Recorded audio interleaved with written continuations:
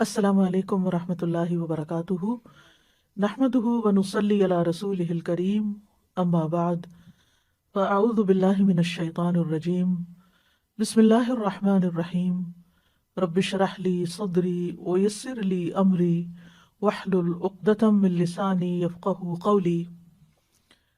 ہمارا آج کا موضوع ہے دن بھر کرنے کے کام۔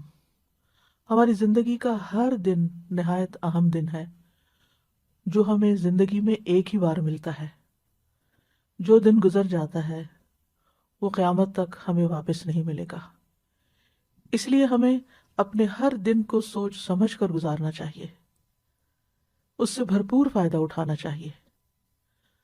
ہر دن یادگار دن ہو، ہر دن ایسا دن ہو کہ جس کے بارے میں جب ہم قیامت کے دن اپنے اعمال نامے کو دیکھیں گے تو اس وقت ہم خوش ہو جائیں۔ ہماری زندگی ایک ایک دن سے مل کر بنتی ہے، دنوں سے مل کر ہفتے بنتے ہیں، ہفتوں سے مل کر مہینے، اور پھر سال، اور پھر سالوں پر محیط زندگی، جو کہ آخرت کے مقابلے میں بہت ہی تھوڑی ہے، بہت ہی چھوٹی ہے۔ اور دراصل یہ زندگی ہماری آخرت کی کھیتی ہے۔ یہاں ہم جو کچھ بوئیں گے، جو کچھ اگائیں گے، وہی کل کو پائیں گے۔ اس لیے بھی نہایت ضروری ہے کہ ہم اچھی اچھی چیزیں یہاں، اچھے اچھے اعمال ایسے کریں کہ کل جب ہم قیامت کے دن جائیں تو واقعی اپنی کھیتی کو دیکھ کر خوش ہو جائیں۔ سورۃ الحج میں اللہ تعالیٰ فرماتے ہیں، اور اس سے ایمان بھی بڑھتا ہے، اپنے دلوں کو ایمان سے سجائیں۔ وَلَٰكِنَّ اللَّهَ حَبَّبَ إِلَيْكُمُ الْإِيمَانَ وَزَيَّنَهُ فِي قُلُوبِكُمْ۔ اپنے آپ کو دیکھا کریں کہ کیا میرے دل میں ایمان کا حسن ہے، خوبصورتی ہے۔ اور ایمان میں اضافے میں جو چیزیں مددگار ہوتی ہیں وہ ہیں اللہ تعالیٰ کی اطاعت اور پسند کے کام کرنا، امانت کی حفاظت کرنا، سچ بولنا، ایمان کے مزین ہونے کی دعا کرنا، ایمان گھٹانے والے کاموں سے بچنا، چاہے وہ زبان کے گناہ ہو یا ویسے گناہ ہو، اور ایمان والے ساتھی تلاش کرنا، نیک صحبت۔ یعنی اب کووڈ کے دنوں میں آپ لوگوں سے ملنے کے لیے نہیں جا سکتے، لیکن آپ کال کر سکتے ہیں، آپ بات کر سکتے ہیں، لیکن ان لوگوں سے بات کرنے سے پرہیز کیجیے جو صرف غیبت سنانے والے ہوں، یا آپ کو صرف منفی باتیں کر کے آپ کو پریشان کرنے والے ہوں۔ ان کو کسی کام لگا دیجیے تاکہ وہ آپ یعنی آپ کو نشانہ نہ بنائے، آپ کو ڈسٹ بن نہ بنائے کہ وہ صرف آپ اپنے مسائل ہر وقت آپ کے سر پہ ڈالتے رہیں اور آپ ان کی وجہ سے پریشان رہیں، چاہے وہ آپ کے رشتہ داروں میں سے ہوں، چاہے وہ آپ کی اولاد میں سے ہوں، چاہے آپ کے والدین میں سے ہوں، چاہے آپ کے بہن بھائیوں میں سے ہوں، کیونکہ یہی قریبی رشتے ہوتے ہیں جو بعض اوقات ہمارے لیے آزمائش بن جاتے ہیں۔ اور ان کی زندگی میں مسائل ہوتے ہیں، وہ جب بات کرتے ہیں وہ کسی نہ کسی کی شکایت کرتے ہیں، کسی نہ کسی کی غیبت کرتے ہیں، کوئی شوہر کی کر رہا ہے اور کوئی بچوں کی کر رہا ہے اور کوئی بہن بھائیوں کی کر رہا ہے اور کوئی کسی رشتہ دار کی، کوئی نیبر کی۔ تو اس چیز سے آپ نے پوری طرح بچنا ہے۔ آپ ان کو کسی ایسے کام لگا سکتے ہیں، علم سیکھنے سکھانے کے کام میں، کسی ویلفیئر کے کام میں، کسی کی خدمت کے کام میں، کہ جس سے ان کی زندگی میں خوشی آئے اور دھیان بٹے، اور وہ ہر وقت آپ کو اس قسم کی باتیں نہ کریں۔ اور اگر وہ نہیں باز آتے تو ان کو آپ اچھی طریقے سے سمجھا بھی سکتے ہیں کہ یہ کام آپ کے اور میرے دونوں کے ایمان کے لیے بھی درست نہیں اور ہماری آخرت کے لیے بھی درست نہیں۔ ایک دفعہ شاید ان کو یہ بات کڑوی لگے، لیکن یہ ہے کہ آئندہ کے لیے وہ سنبھل جائیں گے۔ پھر اسی طرح یہ ہے کہ قلبی طہارت کے ساتھ ساتھ اپنی جسمانی طہارت کا بھی روزانہ اہتمام کریں۔ اپنے جسم، ناخن، بدن، ان تمام چیزوں کے بارے میں فکر مند رہیں۔ ابو ہریرہ کہتے ہیں 5 چیزیں فطری ہیں: ختنہ کرنا، زیر ناف بال صاف کرنا، بغل کے بال اکھاڑنا، ناخن تراشنا، مونچھیں کتروانا۔ اور خواتین اپنے اعتبار سے جو بھی صفائی کے طور طریقے ہیں جو انہوں نے اختیار کرنے ہیں ان کا بھی دن مقرر کر لیں۔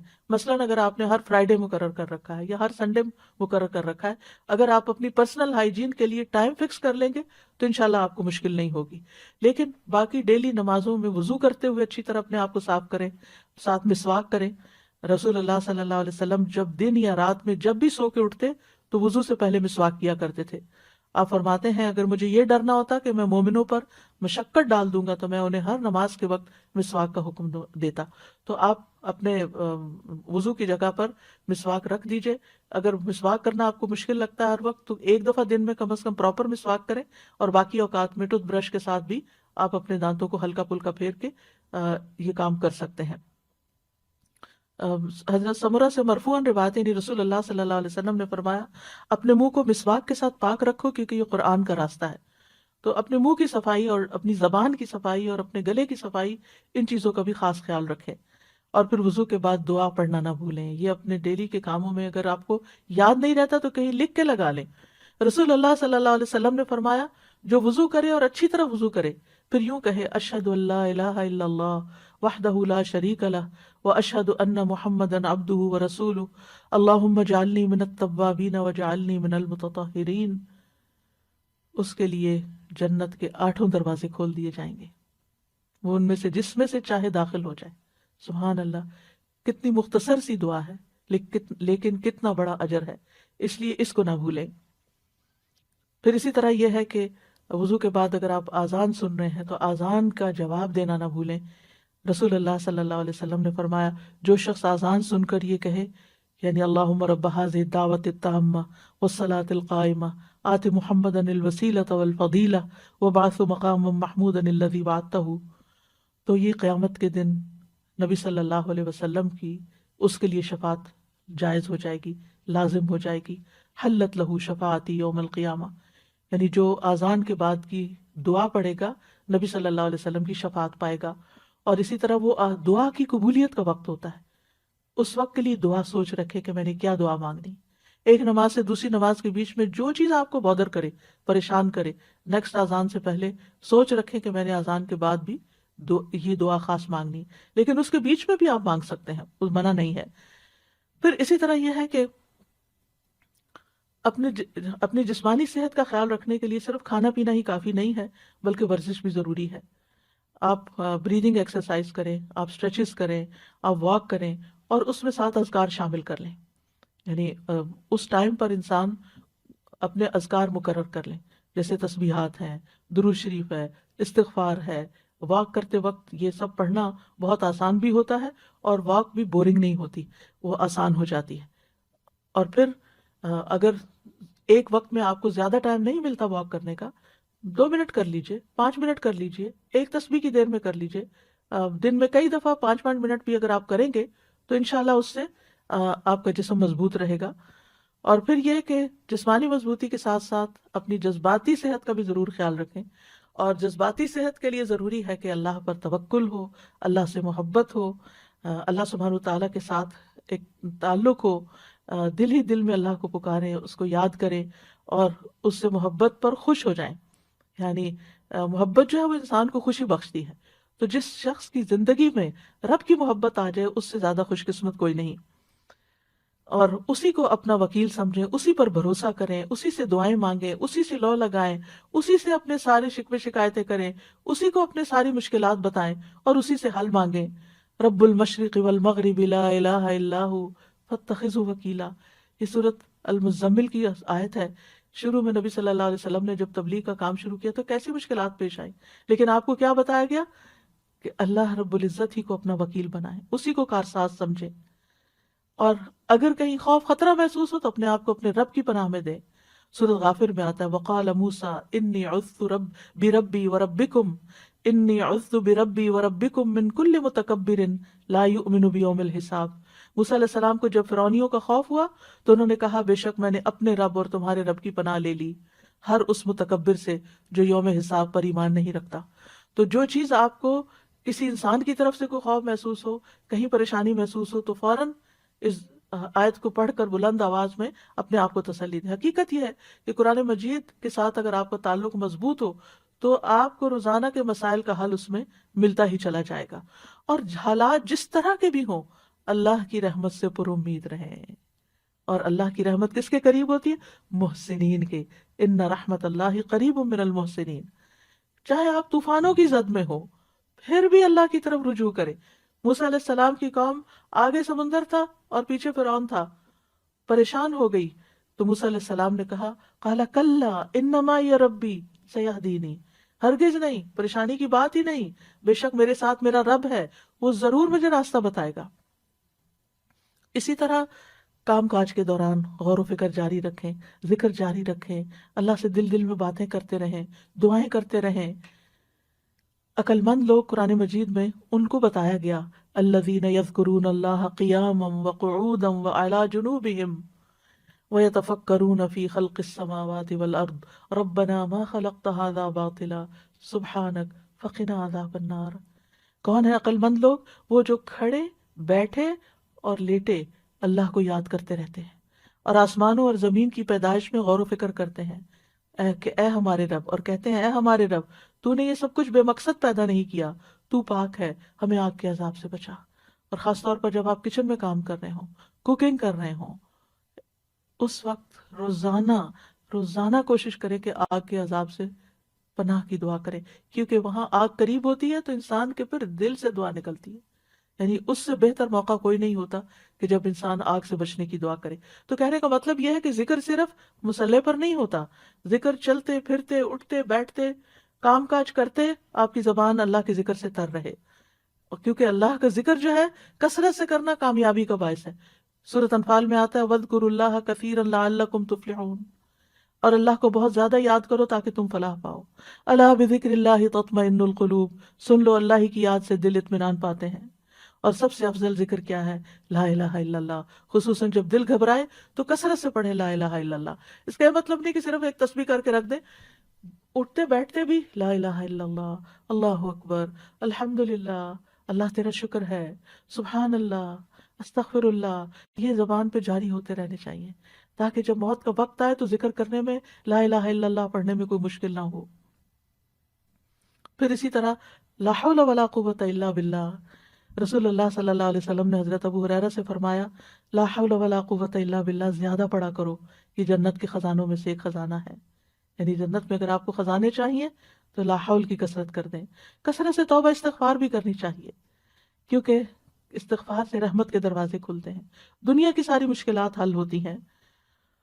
اور پھر مسلسل استغفار گناہوں کو مٹاتا ہے، رزق کو کھینچ لاتا ہے، اولاد میں خیر و بھلائی ہوتی ہے، اور اللہ تعالیٰ دنیا کی نعمتیں بھی کثرت سے دیتے ہیں، جیسے کہ سورۃ نوح میں آتا ہے کہ آسمان سے بارشیں بھی برسیں گی، مال اور بیٹوں سے بھی تمہاری مدد ہوگی، اور اگر مال میں کمی ہے یا بیٹوں کی طرف سے پریشانی ہے تو وہ بھی اللہ تعالیٰ دور کرے گا، اور تمہیں باغات عطا کرے گا، تمہارے لیے نہریں جاری کر دے گا۔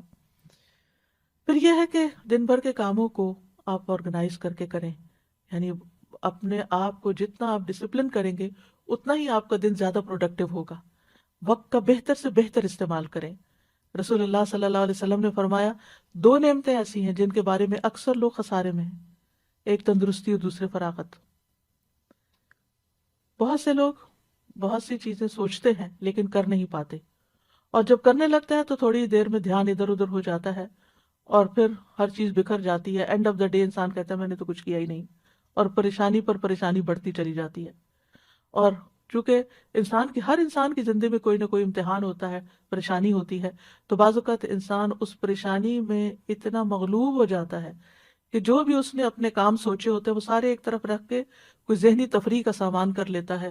اور آج کل تو بہت بڑا فتنہ ہے کہ موبائل ہمارے ہاتھ میں ہے، کوئی ڈرامہ لگا لیتا ہے اور کوئی گانا سننا شروع کر دیتا ہے، اور کوئی کسی طرح کی بھی ویڈیو دیکھ کے ایک کے بعد ایک شروع ہو جاتی ہیں، اور اس طرح جو کرنے کے کام ہے وہ سارے دھرے کے دھرے رہ جاتے ہیں۔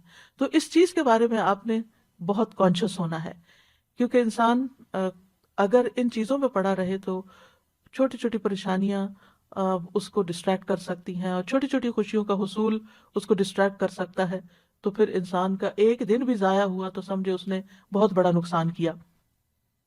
اور یہ کہانی سبھی کی ہے کسی نہ کسی طرح، اس لیے کارآمد اور نتیجہ خیز دن گزارنے کے لیے ضروری ہے نمبر 1، اپنے پورے دن میں جو کام آپ بے مقصد کرتے ہیں ان پہ غور کریں، ان کی لسٹ بنائیں کہ کون سے کام فضول کے کام ہیں جن کے بغیر بھی گزارا ہو سکتا ہے یا اس سے بہتر کام بھی ہیں، تو اپنے وقت کو گھٹیا کاموں میں نہیں گزاریں، بہتر کاموں میں گزاریں۔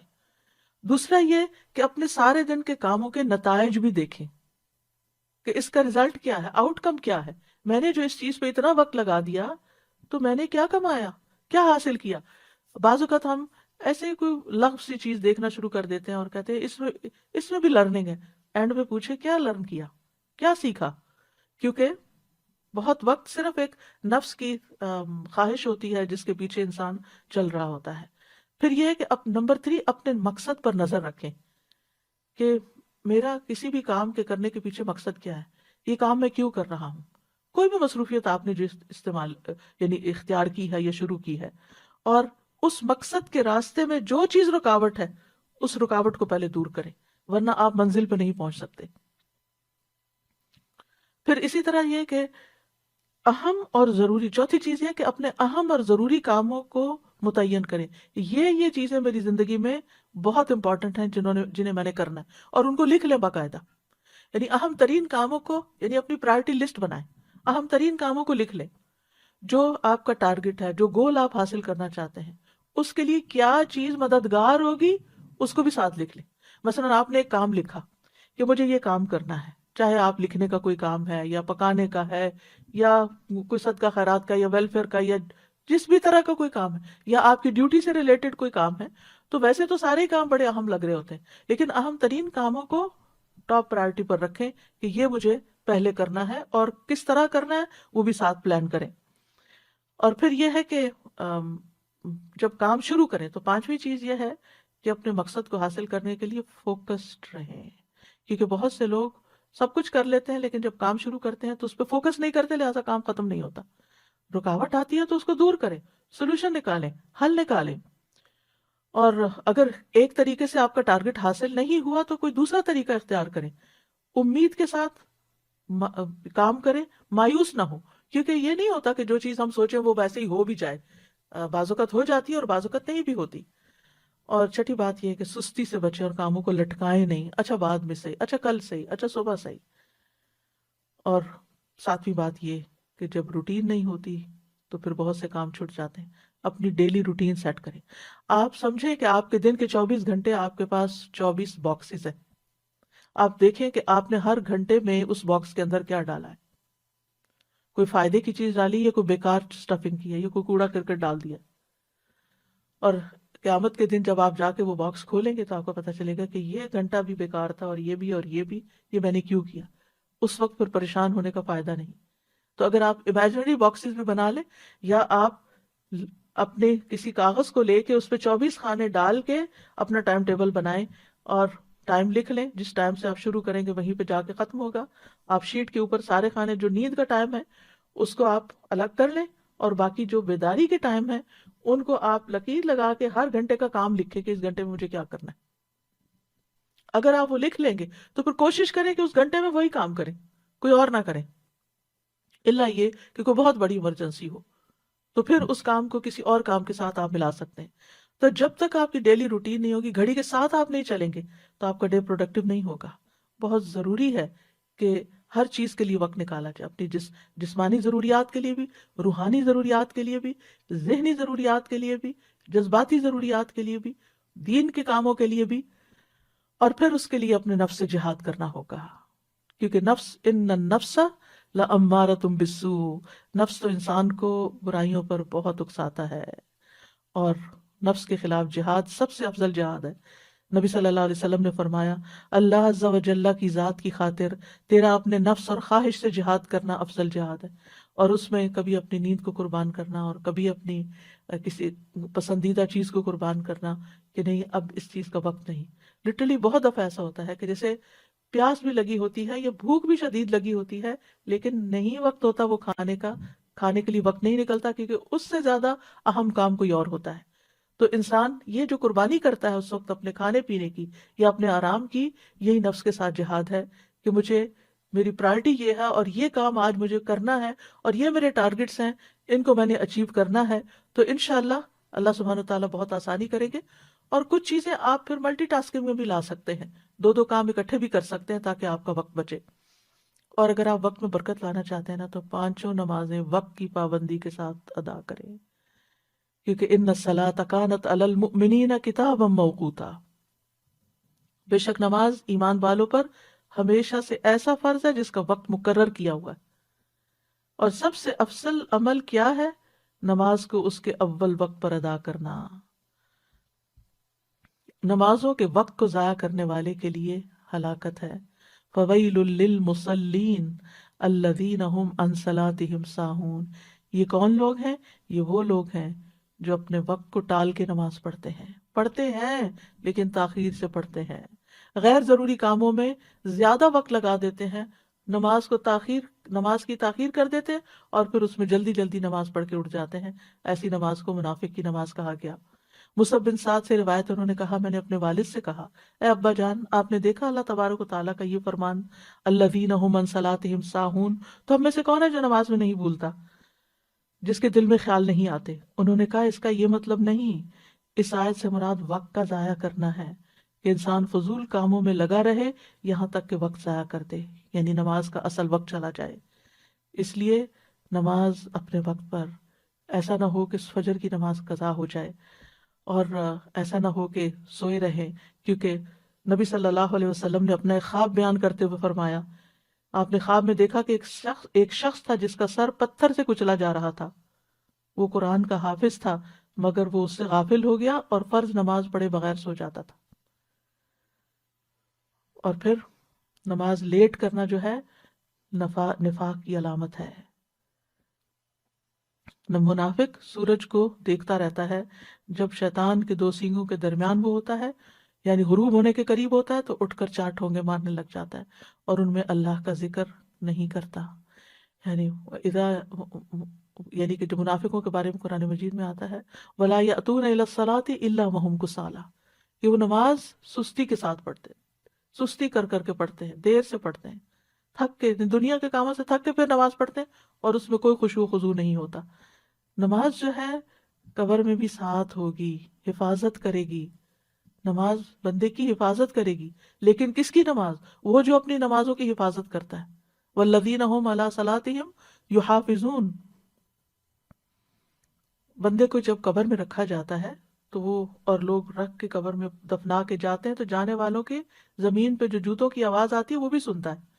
اگر وہ مومن ہوتا ہے تو نماز اس کے سر کی طرف آ جاتی ہے، روزہ دائیں طرف، زکوٰۃ بائیں طرف، دیگر نیک کام اس کے پاؤں کی طرف آ جاتے ہیں۔ تو جب سر کی طرف سے فرشتہ عذاب دینے کو آتا تو نماز اس کو روک دیتی ہے، اور اسی طرح باقی نیکیاں بھی۔ نماز کہتی ہے میری طرف سے آنے کا راستہ نہیں ہے۔ اس لیے کتنا ضروری ہے کہ ہم اس نماز کی حفاظت کریں، اور مرد خاص طور پر باجماعت نماز کی حفاظت کریں۔ اگر گھر میں دو مرد بھی ہیں اور مسجد بہت دور ہے کہ ہر وقت نہیں جا سکتے تو اکیلے اکیلے نماز پڑھنے کی بجائے جماعت سے پڑھیں، اور اگر گھر کی خواتین بھی ساتھ شامل ہونا چاہیں تو موسٹ ویلکم۔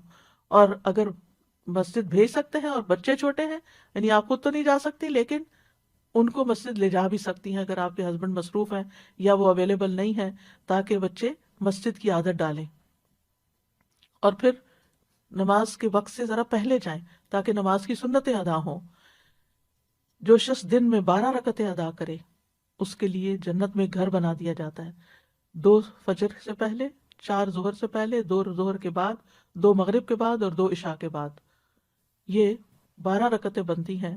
اور آپ دیکھیے کہ اگر ہر روز آپ کے لیے جنت میں ایک محل تیار ہو رہا ہے، ایک محل تیار ہو رہا ہے، ایک محل تیار ہو رہا ہے، سوچیے آپ نے وہاں ہمیشہ رہنا ہے، ہمیشہ ہمیشہ، موت نہیں۔ سوچیے کبھی دل پھٹنے کو آتا ہے جب انسان یہ سوچتا ہے۔ اور ہر روز ایک نئے محل میں، ہر روز ایک نئے محل میں، کیونکہ اس نے دنیا میں اتنے محلات ہر روز سنتیں پڑھ کے بنا لی ہے کہ ہر روز اس کے لیے ایک نئی نعمت ہے۔ یہ وہ چیزیں جن کی دنیا میں لوگ تمنا کرتے ہیں، لیکن دنیا میں یہ سب کچھ نہیں مل سکتا۔ دن کی 12 رکعتیں ادا کرنے میں زیادہ سے زیادہ کتنا ٹائم لگ جائے گا؟ آدھا گھنٹہ۔ 2 رکعتیں پڑھنے میں 4 منٹ لگتے ہیں، اور 12 کے 24 منٹ، 6 منٹ اوپر لگا لیں، آدھے گھنٹے کی بات ہے، لیکن کتنا بڑا سودا ہے آپ کا اور کتنا بڑا نفع۔ صرف 1 سال کے دوران جو سنت موقدہ پڑھتا ہے اور نہیں پڑھتا، اس کے درمیان 4320 رکعات کا فرق ہو جاتا ہے۔ 1 رکعت وتر پڑھنے اور نہ پڑھنے والے کے درمیان 365 رکعت کا فرق ہو جاتا ہے۔ چاشت کی 2 رکعتیں پڑھنے اور نہ پڑھنے والے کے درمیان 703 رکعتوں کا فرق ہو جاتا ہے، اور جو سنتوں کی پابندی کرتا ہے اور جو نہیں کرتا ان کے درمیان 5415 رکعتوں کا فرق ہو جاتا ہے، اور ہر رکعت میں 2 سجدے ہوتے ہیں۔ تو صرف 1 سال میں کتنے درجے کھو دیے انسان نے، صرف 1 سال میں۔ تو اگر 40 سال زندگی میں اس نے ہر روز اتنے سجدے ادا کیے تو قیامت کے دن کتنا اونچا مقام ہوگا۔ تو اس لیے اس کو نہ کھوئیں۔ شروع میں مشکل ہوگی، نفس پہ بھاری ہوگا، عادت نہیں نا تو مشکل پڑے گی، لیکن اگر آپ ایک دفعہ اللہ سے اچھی طرح دعا کریں اور بار بار کریں، ایک دفعہ نہیں، ایک دفعہ شروع کر لیں کچھ ہی دنوں میں آپ کا دل ہی نہیں لگے گا اگر آپ نے سنت نہیں پڑھی ہوگی۔ اور پھر یہ کہ ہر چیز میں اللہ سبحانہ وتعالیٰ کی طرف رجوع کرے، کوئی بھی پریشانی ہو، کوئی بھی ضرورت ہو، فوراً فوراً اس کی طرف توجہ، کیونکہ جو روگردانی کرتا ہے اللہ سے تو اللہ سبحانہ وتعالیٰ اس کو، جیسے حدیث میں آتا ہے، حدیث قدسی میں اللہ تعالیٰ فرماتے ہیں، اے ابن آدم اپنے آپ کو میری عبادت کے لیے فارغ کر لو، میں تیرے دل کو غنا سے اور تیرے ہاتھ کو رزق سے بھر دوں گا، اور اے ابن آدم تو مجھ سے دور نہ ہو ورنہ میں تیرے دل کو فقر سے اور تیرے ہاتھ کو مصروفیت سے بھر دوں گا۔ دنیا میں اتنا مصروف کرے گا اللہ کہ پھر عبادت کے لیے وقت نہیں ملے گا، اور دنیا تو یہی رہ جائے گی، جتنا مرضی سجا بنا لے، جتنی مرضی بڑھا لے۔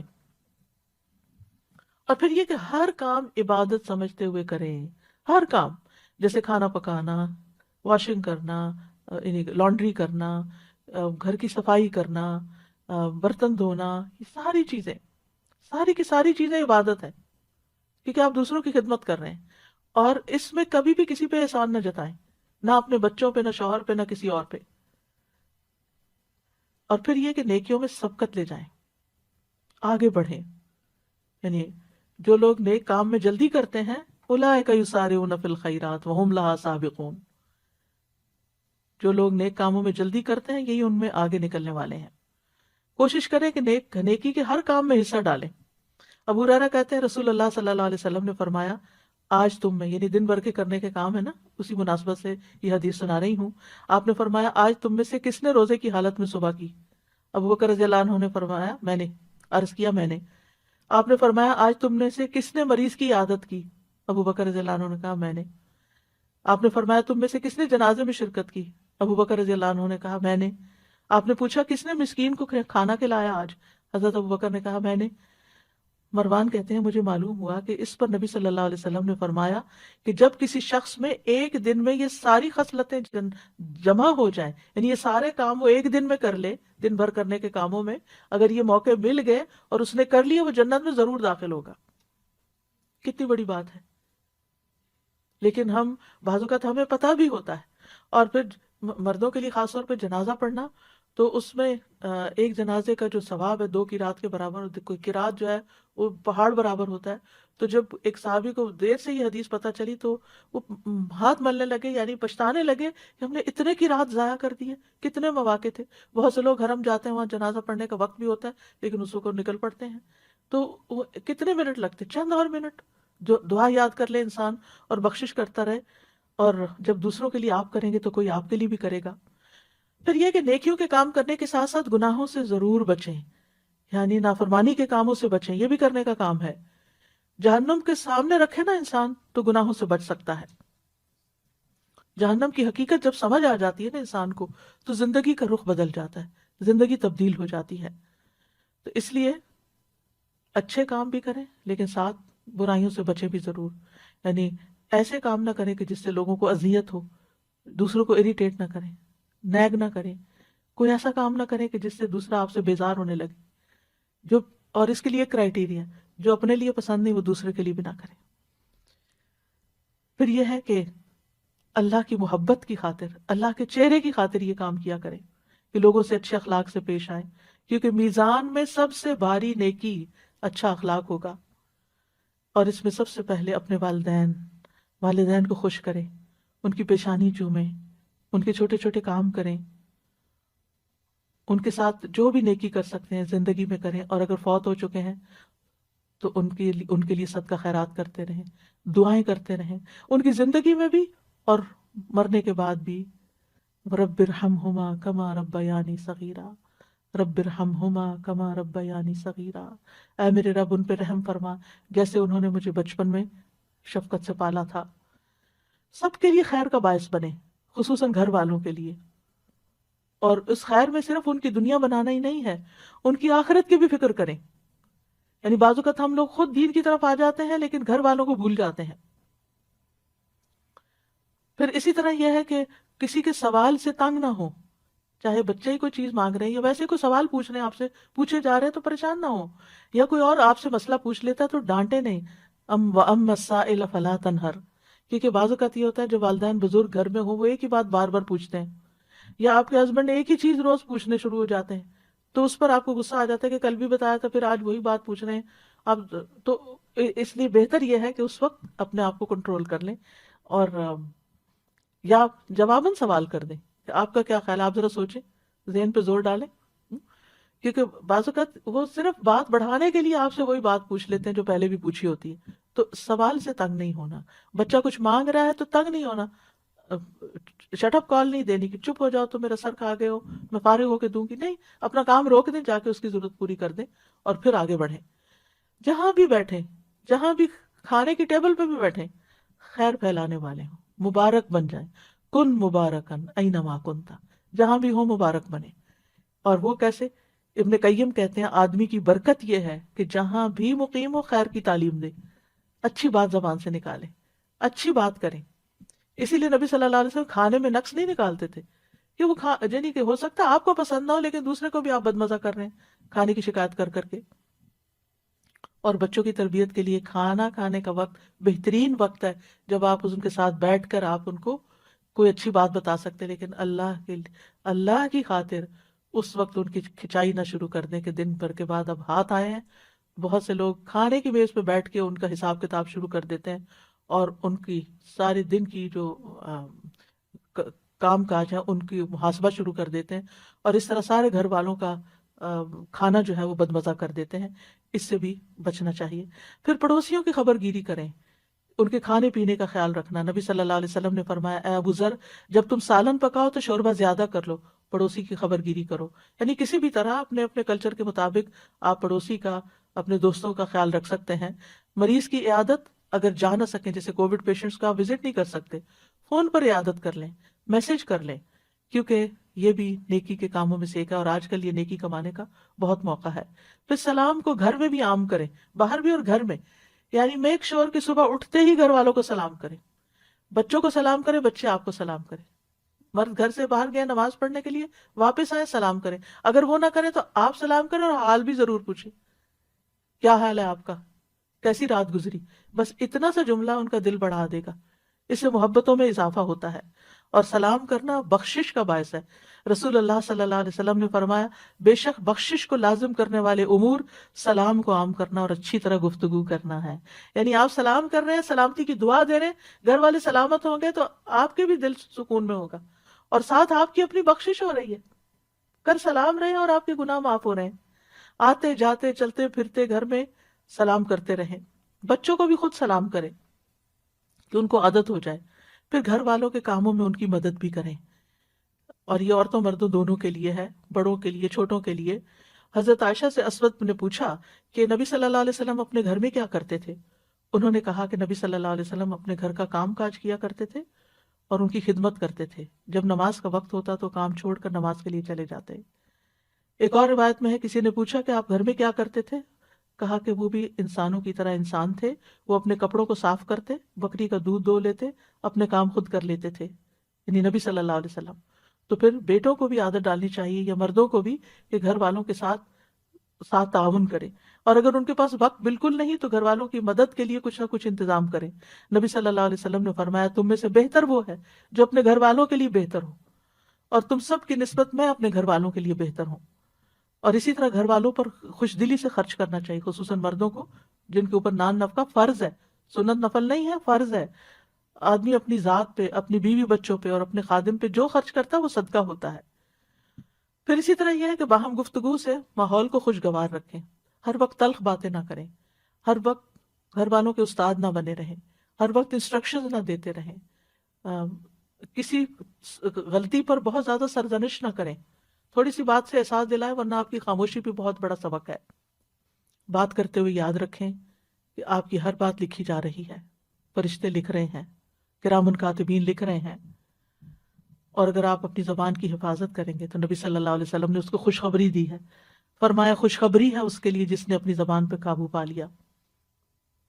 قیل و قال چھوڑ دے، یعنی اس نے کہا اس کی بات اس کی بات.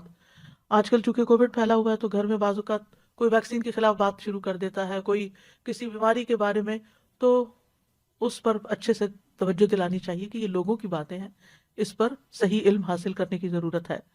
اور پھر لایانی گفتگو سے بچیں. اچھا اور سنائیں کیا حال ہے، پھر تھوڑی دیر کے بعد اچھا اور سنائیں کیا حال ہے. یہ جملہ بول بول کے لوگوں سے بیکار کی باتیں نہ کروائیں۔ رسول اللہ صلی اللہ علیہ وسلم نے فرمایا انسان کے اسلام کی خوبی یہ ہے کہ وہ بے فائدہ چیزوں کو چھوڑ دے، اور بعض اوقات وہ بے فائدہ چیزیں اذیت والی بھی بن جاتی ہیں دوسرے کے لیے۔ بعض اوقات ہم دوسرے کی بات کاٹ دیتے ہیں تو اس سے دوسروں کو تکلیف پہنچتی ہے۔ پھر یہ کہ ان چھوٹے چھوٹے گناہوں کے ازالے کے لیے کثرت سے صدقہ کریں۔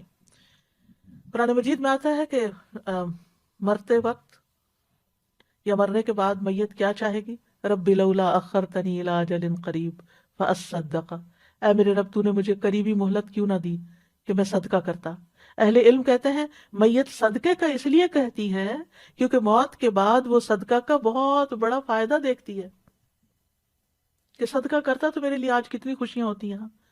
لہٰذا کثرت سے صدقہ کریں، اور خواتین کو تو خصوصاً نبی صلی اللہ علیہ وسلم نے صدقے کی تلقین کی، اور اس کے لیے کوئی ضروری نہیں ہوتا کہ آپ ہر روز کو مال کا بہت بڑا پورشن صدقہ کریں، تھوڑا تھوڑا بھی کرنا، پھر کبھی کوئی کھانے کی چیز کرنا، کبھی اگر کوئی لینے والا نہیں بھی ہے تو آپ کوائن باکس رکھیں گھر میں، ایسی جگہ پر اپنے روز کا صدقہ ڈالتے رہیں، اور پھر اکٹھا بھی آپ مسجد جائیں یا کہیں جائیں تو وہاں جمع کرا سکتے ہیں۔ پھر خاص طور پر فقراء اور مساکین جو آپ کے اپنے خاندان میں ہیں یا آپ کے جان پہچان کے لوگوں میں ہیں، ان کے بارے میں فکر مند ہو اور اکٹھا کر کے ان کو بھی آپ بھیج سکتے ہیں۔ رسول اللہ صلی اللہ علیہ وسلم نے فرمایا مسلمان کا وہ مال کتنا عمدہ ہے جس میں سے کسی مسکین، یتیم اور مسافر کو دیا جائے۔ اور اسی طرح زائد ضرورت چیزیں جو ہیں گھر میں ان کو بھی نکالتے رہیں، ضرورت مندوں تک پہنچاتے رہیں، اور اس طرح دوسروں کے دل خوش کرتے رہیں۔ نبی صلی اللہ علیہ وسلم نے فرمایا مومن کو خوش کرنا، اس کا قرض ادا کرنا، اس کی ضرورت پوری کرنا، اس سے کسی مصیبت کو دور کرنا افضل اعمال میں سے ہے۔ یعنی کسی کا دل آپ خوش کر دیں گے تو آپ نے بہترین کام کیا۔ پھر اسی طرح بات بات پہ غصے سے بچیں، ناراض ہونے سے بچیں، ایٹیٹیوڈ دکھانے سے بچیں، قطع رحمی سے بچیں، چھوٹی چھوٹی باتوں پر بہت بڑا ری ایکشن ظاہر نہ کریں، دوسروں کو معاف کرنے والے بنیں۔ فاصفح الصفح الجمیل، صبر جمیل کے ساتھ ہی الصفح الجمیل آتا ہے۔ قرآن مجید میں آتا ہے ایمان والو تمہاری بیویوں اور بچوں میں سے، ازواج کا لفظ آتا ہے بیوی شوہر دونوں کے لیے ہو سکتا ہے، بعض تمہارے دشمن ہیں سو ان سے ہوشیار رہو، اور اگر تم معاف کر دو اور درگزر کرو تو بے شک اللہ بھی بے حد بخشنے والا نہایت رحم والا ہے۔ لہذا بہت ضروری ہے کہ ہم گھر والوں کی غلطیاں معاف کر کے دل صاف کرتے رہیں۔ فرمایا تمہارے مال اور تمہاری اولاد تو محض ایک آزمائش ہے، اور جو اللہ کے پاس ہے وہ بہت بڑے اجر والا ہے۔ واللہ عندہ اجر عظیم، اور اللہ کے پاس بہت بڑا اجر ہے۔ کسی پر ظلم کرنے سے بچیں، مظلوم کی آہ سے بچیں، مظلوم کی بد دعا عرش تک جاتی ہے، چاہے وہ آپ کا بچہ ہی کیوں نہ ہو۔ دل کی سختی سے بچیں، کیونکہ محروم ہے وہ شخص جس کی نماز میں خشوع نہیں اور وہ روتا نہیں۔ کوشش کریں دن کی کسی نہ کسی نماز میں آپ کو رونا ضرور آئے۔ پھر اسی طرح برے خیالات اور بدگمانیوں سے بچیں، خود بھی سکون میں رہیں گے، دوسروں کے لیے بھی سکون کا باعث ہوں گے۔ بدگمانیوں کو دل میں جڑ نہ پکڑنے دیں۔ اسی طرح آپ غیبت سے بچ سکیں گے اور بہتان تراشی سے بچ سکیں گے۔ مشکل آ جائے تو صبر اور نماز سے مدد مانگیں۔